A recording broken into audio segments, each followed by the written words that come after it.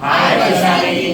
હું અહીંયા આવી ત્યારે મારું 86 kg વજન હતું અને પગની બહુ જ તકલીફ હતી. એટલે પહેલાં તો હું એકવાર આવીને પાછી જતી રહી 1 દિવસનો ટ્રાયલ લઈને. પછી ફરી 2 વર્ષની અંદર ફરી પગમાં તકલીફ થવા માંડી. એટલે મેડમના વિડીયો જોતી હતી તો એમાં બધા કે પગ સારા થાય છે, મને ઘૂંટણની તકલીફ મળતી હતી.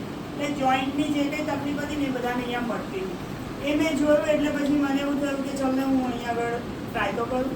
એટલે પહેલાં હું જ્યારે આવી ને ત્યારે મને એવું નહોતું કે મારું વેઇટ લોસ થશે, મને એવું કે મારા પગ જ સારા થશે. એટલે એક ઉમ્મીદ તો પગની જ હતી કે મને છે ને ફરવાનો બહુ શોખ ને મતલબ લાઈફ એન્જોય કરવાનો બહુ શોખ.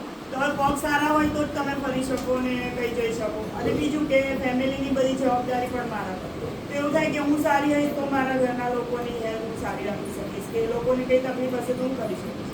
એટલે એ રીતે મેં અહીંયા આગળ જોઈન કર્યું હતું. અને જ્યારે જોઈન કર્યું ને એના પહેલાં મેં બધા મારા રિપોર્ટ કરાવ્યા. તો એ બધા જ રિપોર્ટ મારા ખરાબ હતા. શુગર તો એમાંય મને 263 આવી ગયું. હવે ખબર જ નહીં કે શુગર આવવાથી પણ પગ દુખે. એટલે શુગરને હટાવવા માટે પણ મેં કેટલી બધી દવાઓ કરી, આયુર્વેદિક કરી, હોમિયોપેથી કરી, બધી જ કરી, પણ મને કંઈ બહુ ફરક પડે નહીં. પછી મારું બીપી છે ને 150 રહેતું હતું, આયર્ન લેવલ ઓછું હતું, કેલ્શિયમ લેવલ ઓછું હતું અને સાયટિકાની તકલીફ ચાલુ થઈ ગઈ હતી. સાયટિકા એવું હતું ને કે 15 મિનિટથી વધારે ઊભી રહું તો મને દુખતું અને એવું થાય કે હવે મને બેસી જ જવું પડે. આખો પગ અહીંયા કમરથી પકડાય તે નીચે સુધી આખો પગ દુખે. એટલે આવી બધી તકલીફ સાથે મેં અહીંયા જોઈન કર્યું. જ્યારે મેં અહીંયા જોઈન કર્યું તો મને 2.5 મહિનામાં મારું સાયટિકા મટી ગયું. અને 10 વર્ષ જૂનું મારું માઇગ્રેન હતું, જે કેવું કે અઠવાડિયામાં 3 વાર મારે ગોળી લેવી પડે.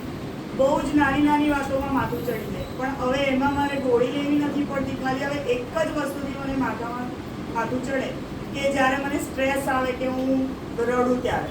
અને હવે તો કેવું એક નોટિસ કર્યું કે મને સ્ટ્રેસ આવે તો અહીંયા આગળ આમ નસો 3 આમ દેખાય ત્રિશૂળ જેવી.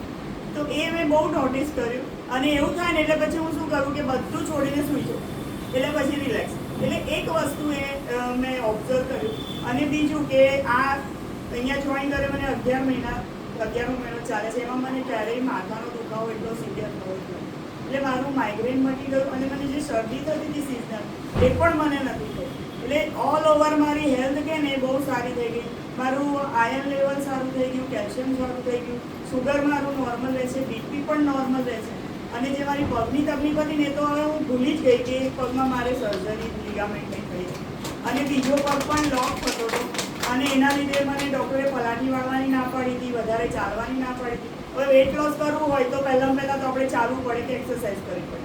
જે મને શોખ હતો ચાલવાનો એ પણ હું નથી કરી શકતી, પણ હવે હું 5-6 કિલોમીટર ચાલી શકું છું, પલાઠી મારીને 3 કલાક બેસી શકું છું, સરસ એન્જોય કરીને ગરબા ગઈ શકું છું. કેમ કે મારું બહુ જેમ કે ને કે મને બહુ શોખ છે એનો, કે વાગતા હોય ને ગરબા તો હું રહી જ ના શકું. એટલે એ આ વખતની જે નવરાત્રિમાં મેં એન્જોય કર્યું છે ને એ મારા માટે બહુ અમેઝિંગ હતું. અને મારા 10 ઇંચ લોસ થયા અને 26 કિલો મારું વેઇટ લોસ